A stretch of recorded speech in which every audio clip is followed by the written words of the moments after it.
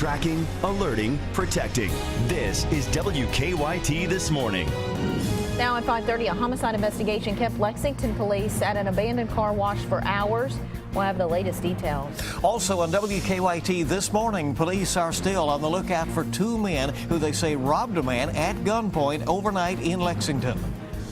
And the Kentucky Senator's race heating up. These stories and breaking news as it happens on WKYT This Morning. Good morning to you and welcome. It's good to have you along with us. Here we are. It's October 14th and it's a rainy start to the day. I'm Bill Bryant. And I'm Rebecca Smith. Yeah, it is pretty rainy. You'll want to keep that in mind as you head out if you're in your car this morning. Yeah, you have to delay just a little bit or it will delay you, especially in those heavy showers. Meteorologist Jim Caldwell is on duty in our First Alert Weather Center on this severe weather day as we're watching for the possibility of some things. Yeah, some of this might try to ramp up again later today, and that means we could get in on more thunderstorm activity. Right now, it's just general light and moderate rainfall and even some heavier showers embedded within some of those areas as well. So we're going to watch for that as we go through the day today. Some of the heaviest activity that we have in our area now moving through parts of Estill County. You go all the way down through Jackson County and into Laurel County. That's kind of been the corridor we've been watching. It just passed over I-75 a little while ago and continues working its way slowly, and I do mean slowly, toward the east as it will through the overnight. Temperatures, something we haven't had a chance to touch on very much here this morning, but check them out. It's 66 in Lexington. Look at eastern Kentucky, still holding on to the low 70s out there. It feels very tropical as well if you're out there in eastern parts of Kentucky with showers and storms on the way. We'll have the rain continuing through the day here in Lexington. We'll be around 65 at 9, 66 at noon, and only around 67 for daytime highs later today. We'll be tracking the rain through the day for you, and I'll have the latest coming up, guys. All right, thank you. And as Jim just said, we will be tracking those storms for you throughout the day, live on WKYT and, of course, online. And you can help track those storms even if you're away from your TV over at WKYT.com. You can look at the First Alert Defender and zoom into your neighborhood. You can also download the WKYT app for your iPad or smartphone. It will connect you to weather tools, including live radar. We have some new details this morning on a story we brought you last night. Lexington police are investigating after they say someone found a body at an abandoned car wash. It's at the Premier Car Wash on West New Circle Road, and WKYT's Whitney Wetzel is live from the scene of the investigation this morning. Whitney, what more can you tell us this morning about the situation? Good morning. Good morning, Bill. Investigators found that man's body inside of this car wash around 7:30 last night. This is the Premier Car Wash on West New Circle, but you may remember that it used to be called Mr. Sparkle. It's been closed now for several months. So far, there are a lot of unanswered questions about this situation, but the coroner says they are investigating this man's death as a homicide. Investigators are still in the preliminary phase, so right now the coroner has not released any specific details about the man's injuries or when he actually died. After the autopsy, hopefully we'll have a better idea about the exact cause of death.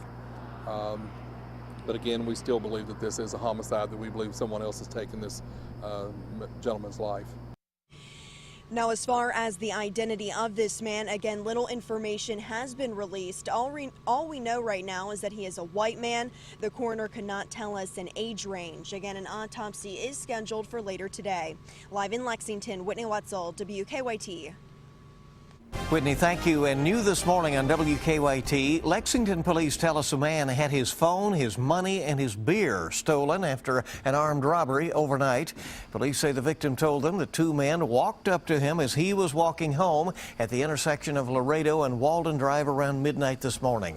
The victim told police the two men came up to him. One shoved a black semi-automatic handgun right in his face, and then both stole his belongings. Police say they don't have a good description of the man, and they were last seen heading toward Spangler Drive. A roundup put 19 people in the Laurel County Jail. The county attorney calls their arrests a last resort. The roundup targeted people wanted for overdue child support. Altogether, the group owes more than $300,000. One man alone owes nearly $85,000. Another says he tried to pay his share, but it was just too much. I had to borrow from banks and people that I know to keep paid what I needed to pay, and then it put me behind trying to pay back the people that I borrowed from. The county attorney says there was an amnesty program this summer, but none of the people arrested actually took advantage. There will be another program offered in December. 5:35 on WKYT this morning. A Lexington man accused of having sex with a young girl whom he'd met online has gone before a judge. Investigators say Grant Bertram traveled to Florida to have sex with a girl between 12 and 16 years old. According to an arrest warrant, Bertram met the girl while playing the online game World of Warcraft.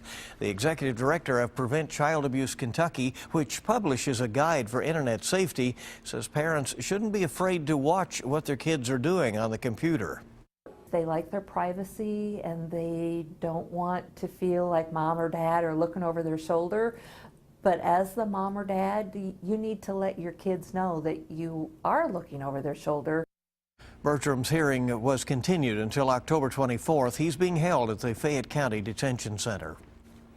Well, Whitley County deputies say tipsters led them to charge 5 juveniles for stealing an ATV. Deputies say someone reported an ATV stolen from a home near Buffalo Baptist Church in the Rockholds community.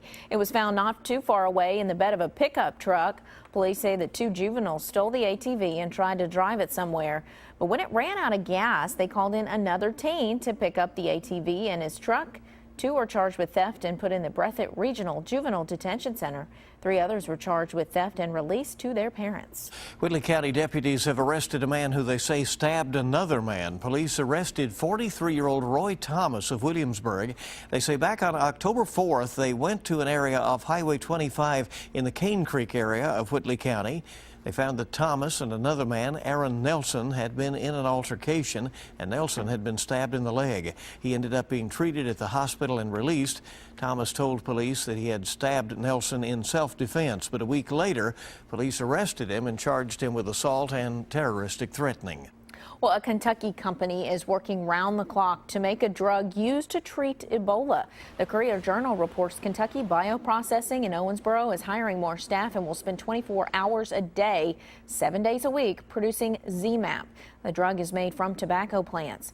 The goal is to get it approved as soon as possible. Ebola survivors Dr. Kent Brantley and Nancy Ripple received Z-MAP. It's not clear what role it played in their recovery.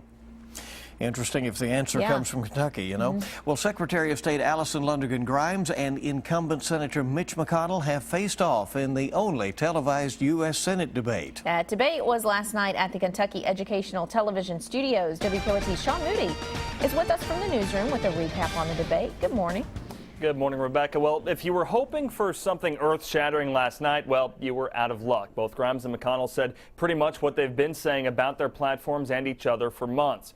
People across the state had been anticipating this debate for weeks. It's the only one scheduled between McConnell and Grimes. As she's done since the launch of her campaign, Grimes called McConnell out of touch. She says he's responsible for Washington gridlock and that his 30-year term in the Senate needs to end. McConnell kept to the strategy of linking Grimes to President Obama. He said Grimes is trying to deceive the people of Kentucky into thinking she'll be an independent voice when he says she'd be an automatic vote for Obama's policies. Kentuckians know my record. It's a record of being an independent thinker, putting the partisanship aside and putting the people of this state first. Called me the hardest working member of the United States Senate out of 100.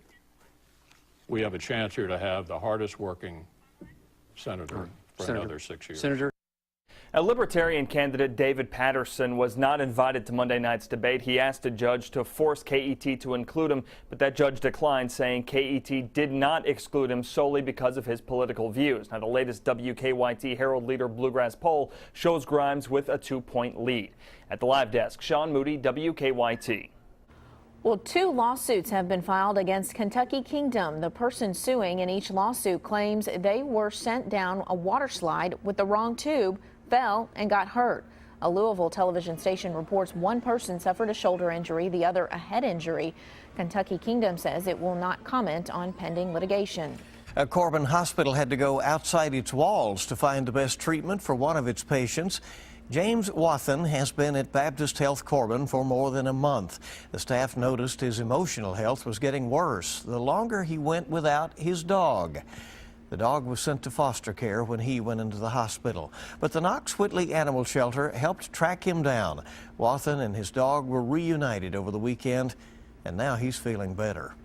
Everyone from the director of security to a couple of the social workers on the floor, the ladies that you see here with me, it was definitely a village effort, and we were very happy to make it happen. The hospital and shelter plan to schedule regular visits now. The hospital plans to set up a pet visiting policy for similar cases in the future. All right, some big news here. If you're planning to watch Big Blue Madness from home this year, there are some changes you need to know about. For the first time in 20 years, no local television station will air it live. ESPNU will do live look-ins during its Midnight Madness show. If you want to watch Big Blue Madness in its entirety, you'll have to watch it on ESPN3, which is an online channel. All the fun will start at 7 o'clock Friday evening. There will be a link set up from ukathletics.com on the front page, and it'll push fans to ESPN3. If you're still not sure how it works, we have got you covered. Go to WKYT.com for information on where exactly you can see it. We have a complete breakdown and plenty of answers to your questions that you have.